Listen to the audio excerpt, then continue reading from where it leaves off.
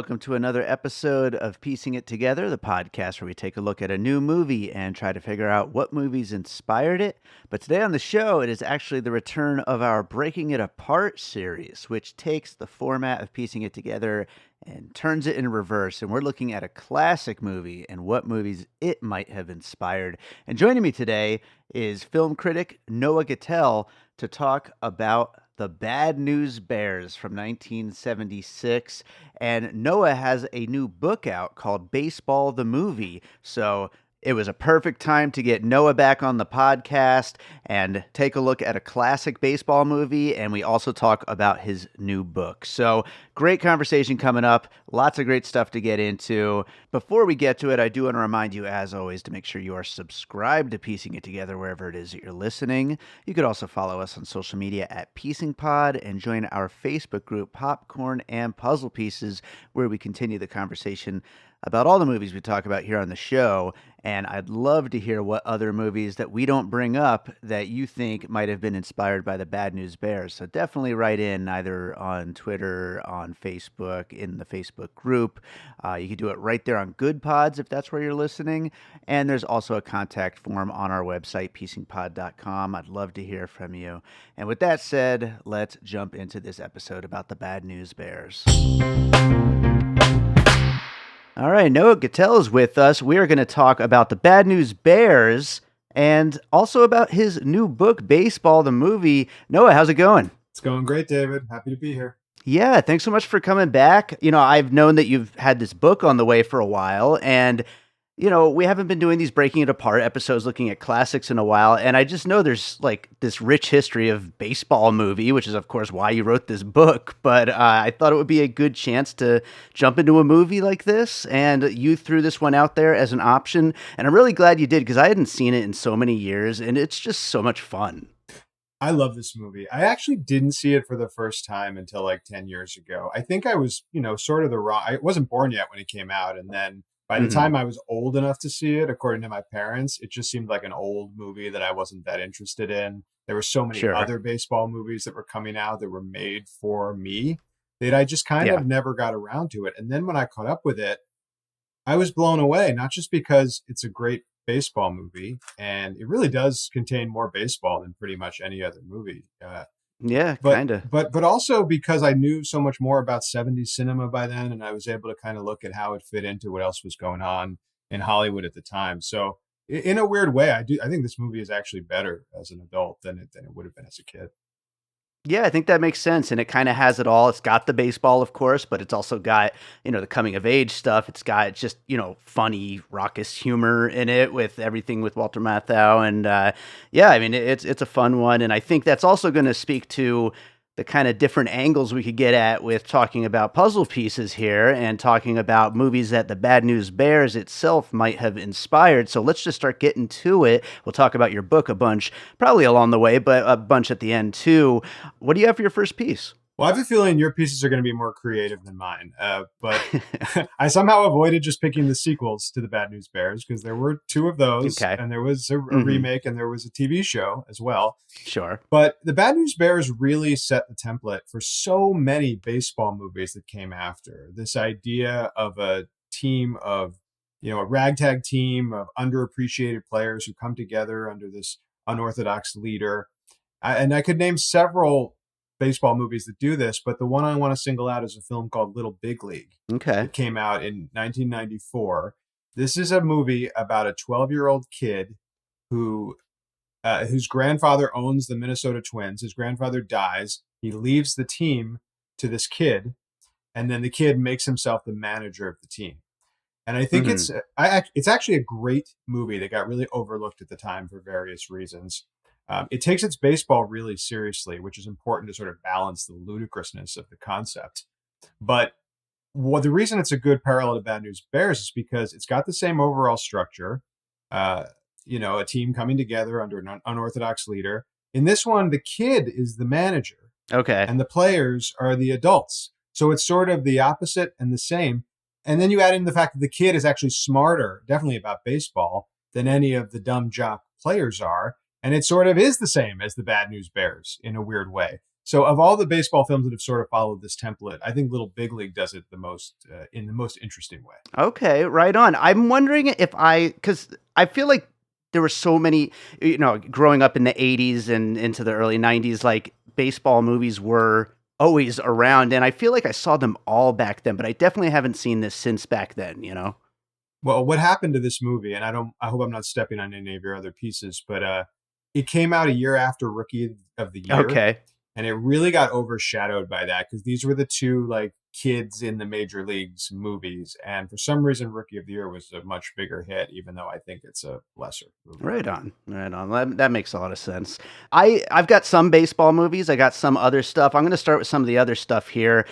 This, of course, coming out in '76, right before all of the '80s comedies that we all grew up with, everybody our age. I'm going to go with Caddy Shack for my first puzzle piece here. As far as men behaving badly in the world of sports go, I'm sure every single person on that set just idolized Walter Matthau. And the combination of the shitty attitude, the bad manners, the beer, bad language, of course, Caddyshack in the world of golf, not baseball. And you don't really have like the kid angle of it all, but basically, bad behavior in sports, they fit so well together in a comedy movie. It's the kind of thing you want to see at a midnight screening. These kinds of movies, they fit so perfectly. And to get really funny people on screen just being themselves, basically, Caddyshack is like a perfect example of that. And I think Bad News Bears kind of sets the template because we all love Walter Matthau. I agree. I actually thought about this as a puzzle piece, but I didn't use it. I guess the Rodney Dangerfield character is kind of the closest corollary to Walter Matthau in a way, Mm-hmm. as the guy who really, shakes things up from the outside. But it's true that before Bad News Bears, there really weren't any irreverent sports comedies. Right. I mean, none that I can think of. There were a lot of baseball movies, but most of them were pretty self-serious. Some of them were comedies, but they weren't like this, where they really thumb their nose at all of the patriotism that surrounds baseball and the people who the wholesomeness of the game. Sure. And I think that did set the stage for Caddyshack. Another film that I didn't choose because it came out so soon after Caddyshack that I don't think we can say it inspired it is Slapshot. Sure. And that was 1 year after Caddyshack, after Bad News Bears, Right. and all these three films are all swimming in the same water. Yeah. Absolutely. I was almost going to put Slapshot on my list as well. Also, another one that I'm going to take a wild guess and say it's not on your list, but related to Caddyshack, Ladybugs, talking Rodney Dangerfield. It's the same basic setup. So let's throw that on there. It really is. Yeah. That's a great call. I haven't thought about that movie in a minute. Oh, it's so funny. What do you got next? So the thing that I was just saying about how the baseball movies followed this template, a lot of other sports movies followed the exact same template too. I could say The Mighty Ducks, which uses a similar structure, but I'm going to go with a movie that came out a couple of years ago or I think just last year, called Champions with Woody Harrelson. Oh, yeah. Which steals a lot from The Mighty Ducks. It's actually about a former player who's kind of down on his luck, and he gets a DUI, just like the character in The Mighty Ducks does, and he gets sentenced to coaching this team. In Champions, it's a team of intellectually disabled basketball players. Yeah. And, both of these movies are pulling from the Bad News Bears a ton. They got a coach who sort of wants to be there, sort of doesn't want to be there. They got these kids who sort of care and they sort of don't care, but they all grow together and they get to the final game and they probably lose, but they win a moral victory or whatever it is. But I mean, I'm talking about it like it's a cliched thing, but the cliches really work every time. Sure. I actually really liked Champions quite a lot. I thought it was a lot of fun. I thought the kids and the adults who played the athletes were incredible. And Woody Harrelson is a really good kind of pissed off, drunk, irresponsible, middle-aged guy, just in the mold of Morris Buttermaker. So I hope they keep making these movies, but I thought Champions was a pretty good example. Yeah, I never got a chance to see it, but it looked really good. And it definitely fits right in that same vein. And, of course, it's 2024. How many years past 76? I should have done the math ahead of time, but, we're still doing it. So it works. It's almost 50 years is the answer. There you go. You're better at that than me. I'll also go with a recent thing. And This one, it's almost like a anti-puzzle piece in a way here because I'm going to go with The Way Back, starring Ben Affleck, who is an alcoholic who is using coaching this shitty basketball team to kind of help in his journey towards getting sober. And the reason why I call it an anti-puzzle piece is because I mean, at their celebration at the end of Bad News Bears, I mean, Walter Matthau's still drinking. He's still, a bad influence, and he's learned a little bit maybe, but not a lot. And of course, with The Way Back, it's much more of an inspirational story and like actually getting clean, getting sober, and so it's kind of the opposite. Maybe the '70s are a part of that. Like it's kind of just a different time. You don't really need that aspect. It's just like, hey, whatever. He's having some beers, whatever. But it's kind of the opposite, but at the same time, it's a similar setup. One of the things I like about Bad News Bears, it's a good comparison to a movie like The Way Back, is that, I think Walter Matthau does have a little bit of a journey in this movie, as you say, Mhm. but it's so subtly drawn. Yeah. I think there's that one line he has early in the movie when the kids are about to give up on the team, and he says, this quitting habit is hard to break once you start it. Mm. And that says so much about how he got to where he is in his life. But it's just one line. Yeah.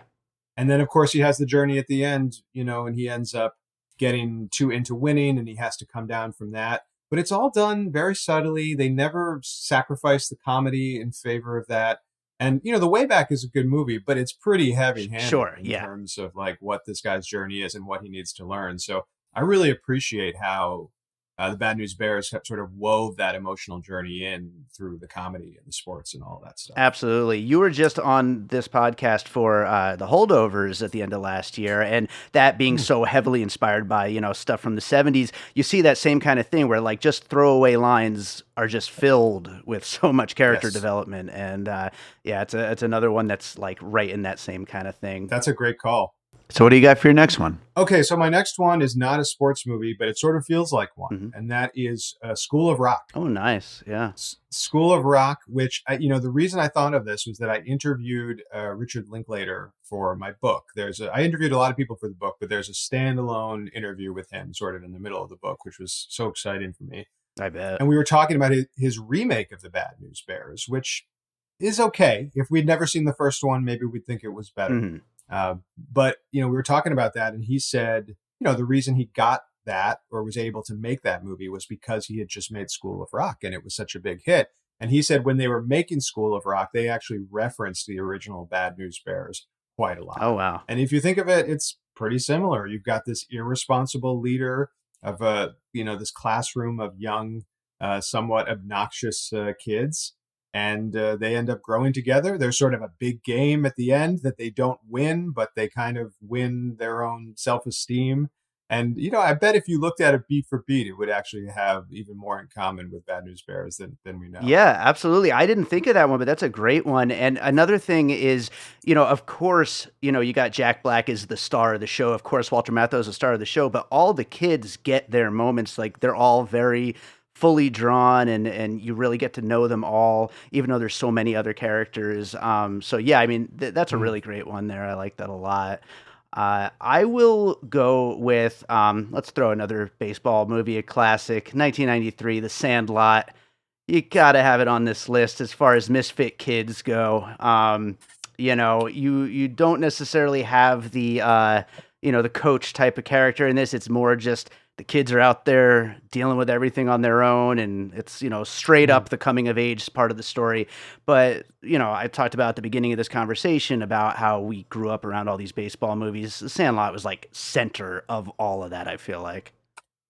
Yeah, that's an iconic movie. It's the kind of movie that you see when you're a kid, and then you can't wait to show to your kids when they're old enough to see it. And to me, it's not in the same league as Bad News Bears because like it doesn't have that hard edge, Mm, that I really like. It's a pretty soft, gentle movie. sure.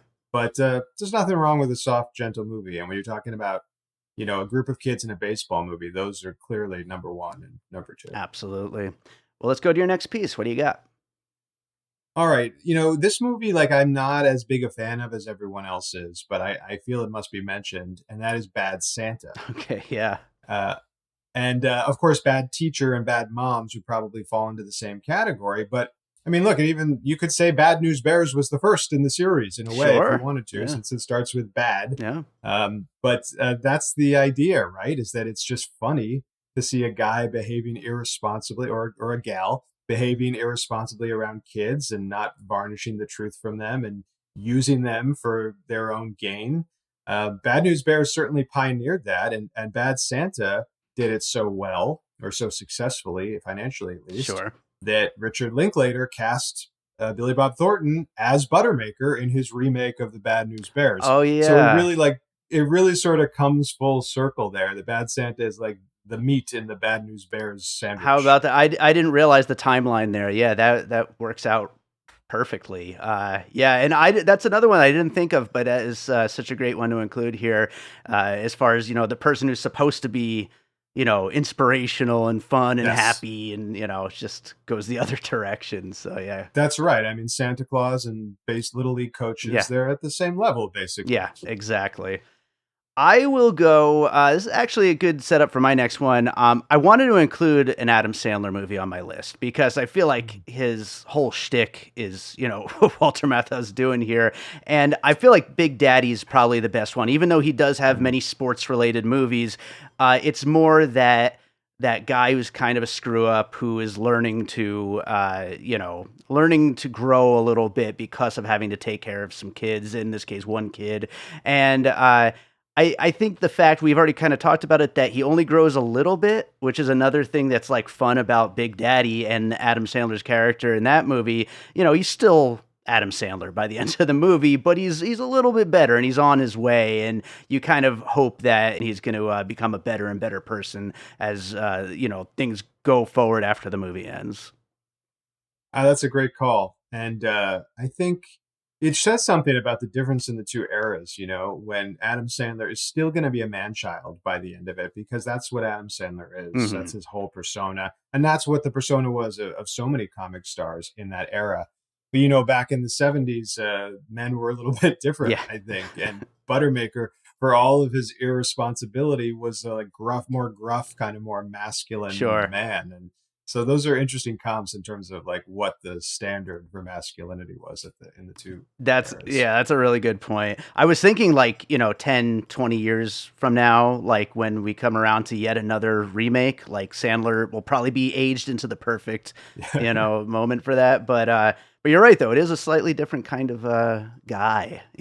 So, Yeah. Let me take this opportunity then before I give my final piece to just mention the puzzle piece that has yet to come to pass, which is Kevin Smith has wanted to make a sequel oh to the wow. Bad News Bears for a long time. And in his version, it's Amanda, played by Tatum O'Neal, and Kelly Leak, played by Jackie Earl Haley, as adults coaching opposing teams of Mm. misfits, and I've probably fallen in love or something like that again at the end of it. But so I don't think Adam Sandler could play Kelly Leak. Jackie Earl Haley is alive and well and Mm. still available. Yeah. But maybe one day Sandler will get a chance to do something like that. I think it would be really fun. I think I'd rather see the Sandler version, but yeah. Yeah, it's true. It's true. What is that final puzzle piece you got? All right. So this isn't quite a baseball movie, but it has a little baseball in it. Mm, And I'm going back to the Linklater well. I've just realized I've done this like 3 times, nice. but I'm going with Dazed and Confused. Sure. And here's my thought process. Yes, it has some baseball in it. There's Mitch is a baseball pitcher in the 8th grade there, and there is a scene early on of him striking out a hitter to end the game, and then a really beautiful shot of him walking alone through the center field fence because he's about to get his ass paddled. And I think there's an American flag in the background, and it's just this real great portrait of teenage loneliness and being screwed. But the reason I picked it is because when you watch this movie and Bad News Bears back to back, they really look like they're set in the same world. Mm, From the stock of the film to the clothes they're wearing to the hairstyles. And Dazed is set in the same year Bad News Bears came out. And it really felt to me like Linklater showed everybody on his production team, the Bad News Bears, and said, we want to make our movie look exactly like this. Hmm. And I think he really, really pulled it off. That's interesting. Yeah, and I can totally see it the way that you're describing it. Like it's like perfect. It's like a perfect recreation of that exact film, basically. Like as if this is Yeah. happening in the next town over. And yeah, that's interesting. I like that a lot. I like that as a puzzle piece, and I think it works in a variety of ways. And of course, you can't have too much Linklater in anything baseball related. So. Exactly. And I did ask him about Hmm. that, to be clear. He kind of shrugged it off. He was like, yeah, they're both kind of this neighborhoody vibe. So I could be totally wrong, but to quote another movie I love, he's just the author. What does he know? There you go. Absolutely. Well, I will go for one more piece. I've got a few other things written down. I was thinking of basketball. As far as I was thinking of the Benchwarmers, which is a personal favorite of mine, even though it's so stupid. But I will go instead with Role Models, the David Wayne comedy, in which Paul Mm. Rudd and Sean William Scott are two idiots who get in trouble and they're forced to do community service and they have to be big brothers to a bunch of kids. They end up getting involved in LARPing, live action role playing, and that's kind of the stand in for baseball in this situation. It's a totally different sport, but basically having to grow up in the sense of in the form of trying to teach these kids and trying to get them to get a better straighter path and learn something about growing up and being actual human beings instead of just like running around the playground doing nothing. Role Models is so fun, and so I figured I'd include that one on my list. It's a great call. I love Role Models. And here's the thing that might blow your mind. Before Bad News Bears and Rocky, which came out the same year, Hmm. sports movies didn't really end with a big game. Mm, Those movies sort of invented that. yeah. So all of these things that you're mentioning, including Role Models, which certainly ends with its own version of a big game, they all owe something to the Bad News Bears. It's really kind of amazing how influential the movie is. Absolutely. I was also thinking of Wet Hot American Summer, where the other team shows up and then they decide just not to play. It's, I it's love such that. a good scene. But yeah, it's funny you brought up Rocky. I did want to mention that really quickly. I was trying to think of other movies where the big triumphant thing is just that they hung in there for the actual game and they didn't actually win or anything. And I started thinking of pieces, and really all I could think of was Rocky. But I'm sure there's one that we could have like pulled up. Yeah, Little Big League is like that. They Oh yeah, definitely do not win at the end of that. You could argue A League of Their Own is like that, right? Because the Peaches lose at the end. yeah. And Jimmy Dugan is a pretty good Morris Buttermaker corollary, actually. I think those movies have a lot in common. Right And on. again, School of Rock, same thing, right? They do not win the Battle of the Bands, even though they were clearly the best band there. That is absolutely right. Yeah, that's another good one that fits in there. Of course, we could have done this for like an hour. There's so many movies that were inspired by the Bad News Bears. But I'll read down the list of what we did just bring up here, and then we'll get into some closing thoughts. But we talked about Little Big League, Caddy Shack, Slapshot, Ladybugs, Champions, The Way Back, School of Rock, The Sandlot, Bad Santa, Big Daddy, Dazed and Confused, Role Models, and then we threw A League of Their Own in there as well. Yeah, any closing thoughts? Anything that we didn't quite get into while talking about the Bad News Bears? It's the only sports movie I know that was protested by the Catholic League.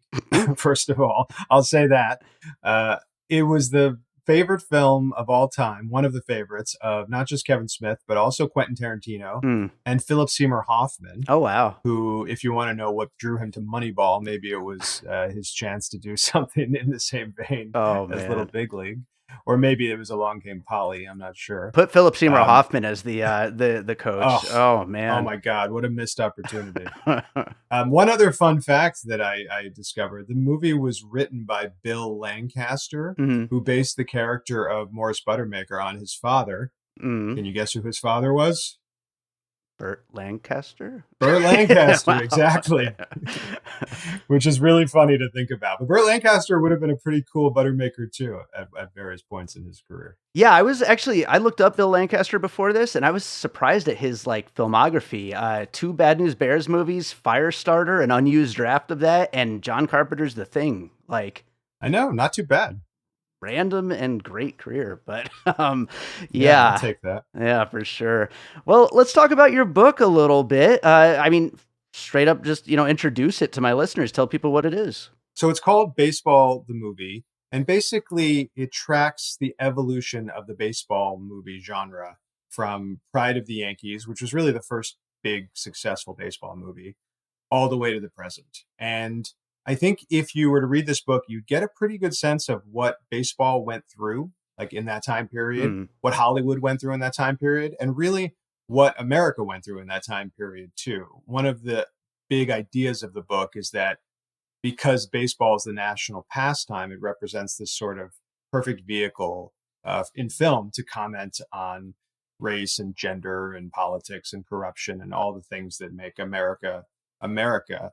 So there's sort of a lot of strands going on at once, but I think it makes a compelling narrative. And I also think, I have such a great love for the baseball movie, like a really kind of childlike enthusiasm for it. mm. So I think that comes through as well. And people who just want to revel in these movies will get a kick out of it. Right on, right on. Yeah, I think some of what you were just saying kind of answers my first question I wanted to ask you, but I'll ask it anyway. Mhm. Like, what's in it, would you say, for someone who maybe is big on movies, but not necessarily baseball, or is big on baseball, but not necessarily movies? Well, the baseball and not movies part, I think if you are a baseball fan, you probably do love some of these Sure. movies. I mean, I know there's a lot of people who don't really watch movies anymore, but if they grew up loving baseball, they definitely watched The Sandlot or Rookie of the Year or Field of Dreams at some point Yeah. in their childhood. If you're a fan of movies but not baseball, I still think there's a lot of stuff that is interesting in here. When we talk about the films of the 70s in film critic or film Twitter circles or whatever, The Bad News Bears isn't one of the movies that comes up all the time. Hmm. Maybe because it's a comedy or maybe because it's a sports movie, but it's a piece of all of the films that we do love. It came from the same system. It came from the same parts. And you could say the same about Bang the Drum Slowly, which is a really fascinating 1970s movie, specifically when you consider it as a baseball movie when compared to other baseball movies that were made earlier. Mm. So, these are movies that aren't necessarily taken seriously in film scholar circles. And one of the reasons I wrote this book is because I want to take them seriously. Yeah. That's what I did in this book. I considered them as real works of art, and I think that my hope is that people who read the book will see them in that light, perhaps for the first time. Absolutely. I was wondering, is there a movie you were watching when you were like, I'm gonna write a book about baseball? Like, was it like a light bulb moment during a certain movie? It wasn't one moment, but if I had to say like the one movie I was most excited to shine a light on, Hmm. it probably was Little Big League. Okay. Because as I mentioned earlier, this is a movie that was really lost in the shuffle for a couple of reasons. One was that it was coupled with Rookie of the Year, and you know how it is when there's like two movies sort of about the same thing. One of them is considered like the B, the JV version. Sure. And it definitely happened with Little Big League, but also because it came out right before the baseball strike happened Mm. in 1994. That was a really dark time for baseball.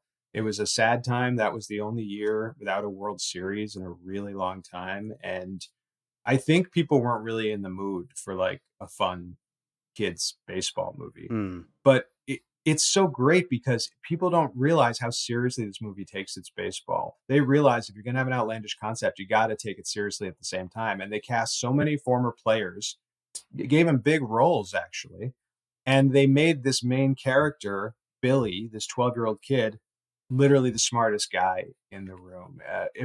Talking about concepts that real like MLB teams wouldn't actually adopt for like 10 or 15 years. I Hmm. talk about this in the book.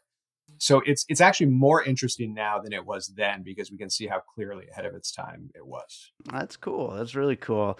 You already mentioned that you got to talk to Linklater for this. Were there other people that you were trying to talk to for this? Who else did you get to talk to?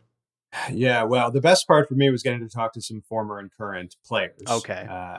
I talked to the only current Major League Baseball player I talked to is a guy named Mark Canna, who's really cool, and I have a tiny relationship with some people at the Mets, and he was on the Mets at the time, and I was able to talk to him. Really smart, progressive guy.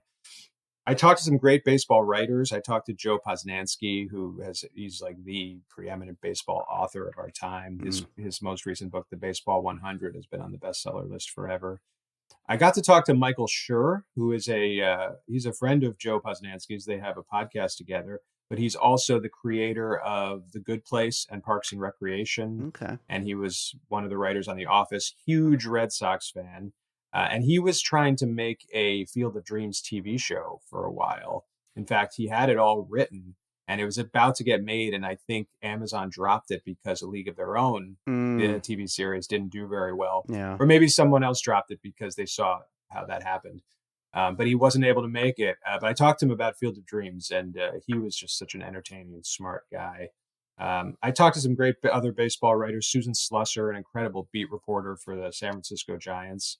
I got to talk to Alyssa Wilkinson, who for the New York Times, who is not a baseball fan at all, but there's a whole subgenre of films called faith-based baseball films, Oh, and she's a bit sure. of an expert in the evangelical Christian cinema, if you want to call it that, movement. So she provided some great background there. It was just an awesome time talking to people who normally would never, give me that amount of time. So the book gave me a right to get in the room with some of these folks, and it was amazing. Was there anything during the research for all this that like you just were completely not expecting, something that kind of blew you away? There were a lot of things, but the one anecdote that I like to bring up is that in Major League, the magic of movies is you can make non-athletes look like athletes. It's pretty easy to do, Sure. especially in baseball. But Charlie Sheen took his role so seriously that he took steroids for the role to try to get his fastball up into the 80s, 80 miles an hour. He threw a 78-mile-an-hour fastball, which is pretty good for a guy who's not a professional athlete, Mm, but he needed it to be faster. So he took steroids and it worked. He got it up to 85. And it's funny, but it's also, obviously indicative of some problems he would have later in life, but also of what was going on at the time, which is that a lot of Hollywood stars were using steroids I'm in the late sure. 80s. Stallone talked about it a bit, and some other of those muscle-bound stars. So Sheen fits right in there, but he did it for authenticity's sake, not just to look buff. Wow. Yeah, that's crazy. Like it's not just it's not just a bad decision, it's like an authenticity thing. Like, I'm picturing being a fly on the wall when some guy was telling him, "Hey, you know how you can get your fastball up? This is what you need." So, Just bend over and yeah, take this shot in the ass. absolutely. Oh man. Well, I don't want to end it on the shot in the ass comment. So, is there another story from the book that we could tell before we wrap this up? Well, sure. I'd mentioned Mark Canna earlier, and he's a outfielder, and he came up on the Oakland A's when he was 25 years old. And the first time he got surrounded by media members was in spring training, right towards the end of spring training. And they came up to him and they said, what do you think you proved with your performance this spring? One of those silly, tough questions. And he said something like, "Well, I'm pretty tired, so I proved that I can perform even when I'm exhausted." And they went right to the manager and said, "Why are you overworking Mark Canna?" And he got his ass chewed out by the manager. So he got to the major leagues, and the next time the media came up to him, his very first day when he got a big hit, they said, "How does it feel to get your first big hit?" And he looked at the camera and he said, "I'm just here to help the ball club, and the good Lord willing, things will work out." Which is the exact same advice Crash Davis gave to Nuke LaLoosh in Bull Durham when he was teaching him Mm. how to speak to the media. So Mark Canna, he said he watched Bull Durham on endless bus trips in the minor leagues like 100 times. And he realized in that moment that there was actually some real wisdom in that movie that he could glean. And he pulled the dialogue straight from the movie and said it to the cameras with just a little bit of a glint in his eye. Amazing, amazing stuff. I do actually want to ask you one more thing because that Mhm. story made me think of it. I tweeted at you today jokingly after the news of Austin Butler is going to star as a burnt out baseball player in the next Darren Aronofsky movie. We just had Night Swim earlier this year. Wyatt Russell's a Mhm. burnt out base. What is it with burnt out baseball players? I think it's a tough game, I guess. Yeah, I don't know. I mean, that one takes place in the 90s too, so I don't know that players were as burnt out then as they are now. But I like to see that baseball is creeping back into cinema. yeah, We haven't had a proper baseball movie since I think Everybody Wants Some is the last one. sounds about right. Uh, Yeah. yeah, but that was almost like that was like 8 years ago now. But it is starting to creep back. The documentaries are getting really popular. And now we have Night Swim, where it's actually a bigger part of Night Swim than you would think, Yeah. based on like the trailer. And now who knows how big a part of Aronofsky's movie it's going to be, but I sense that it's starting to creep back into the mainstream cinema, and that's really, really exciting to me. Absolutely. Well, Noah, where can people find the book and where can people find you? I am mostly on Twitter, occasionally on TikTok. I don't know if your people watch TikTok, but I do some baseball movie content on there. Just search for my name. And the book is available for pre-order at Amazon and Barnes and Noble and Bookshop and pretty much all the places that you buy books in this day and age. Awesome. Awesome. Well, Noah, thanks so much for doing the show, and hopefully we'll get you back again sometime. I would love it. Always a pleasure. All right, so I hope you enjoyed that conversation about the Bad News Bears. Thanks to Noah Gittell for joining me on that one. Make sure to check out his book, Baseball the Movie. There will be a link down in the show notes. And thank you to all of you for listening. If you're enjoying piecing it together, of course, make sure you are subscribed wherever it is you're listening, and maybe take a minute out and drop us a little 5-star rating and review. It helps make sure that more people check out the show, and then we could keep doing fun stuff like all these episodes we've been doing. There have been a lot lately, and you can always find the episodes in advance over on our Patreon, the Produced by David Rosen Patreon, where I post bonus and advanced content for piecing it together, awesome movie year, and from my music career. I've also been posting exclusive video versions of some episodes of the podcast, including this one. You can only get those on the Patreon. And, you know, if you want to keep listening on the Apple Podcasts, the Spotify, the Good Pods, wherever it is that you're listening, I absolutely appreciate that you're out there listening. But if you want to support the show and get access to all that bonus content, check it out. It's patreon.com/bydavidrosen. And that is very much appreciated too. You could also follow us on social media at PiecingPod and join our Facebook group, Popcorn and Puzzle Pieces, where we continue the conversation about all the movies we talk about here on the show. You know, I should say also, more Breaking It Apart and Missing Pieces episodes on the way. I've gotten a lot of requests for the return of these series, looking at, you know, older movies. Breaking It Apart looks at movies that are, you know, much older, whereas Missing Pieces is kind of like 2000 through 2017, basically like in those 15-20 years before I started this podcast, but still relatively new movies. So I will be building up a bunch more episodes for both of those series, and then we'll just find good places to release them. If there's anything you want to maybe join me for, get in touch. Maybe we'll plan one. But I'm definitely going to be recording a lot more of those. So with that said, let's close this out with a piece of music like I always do. And I'm currently in the middle of this 24 for 2024 series where I'm releasing a single on the first and third Friday of every month of 2024. And I'm going to play one of those tracks today. I'm not sure if this one will have been out yet by the time that this episode goes up. So it might be a preview of one that's coming up soon, or it might already be out. It might even be out this week. I don't know. It's somewhere around now. But anyway, it's called Falling in Line. It's more of an upbeat track. I hope you enjoy it. And you can find the full 24 for 2024 playlist over on Spotify, along with all the rest of my music. And we'll be back with more piecing it together real soon.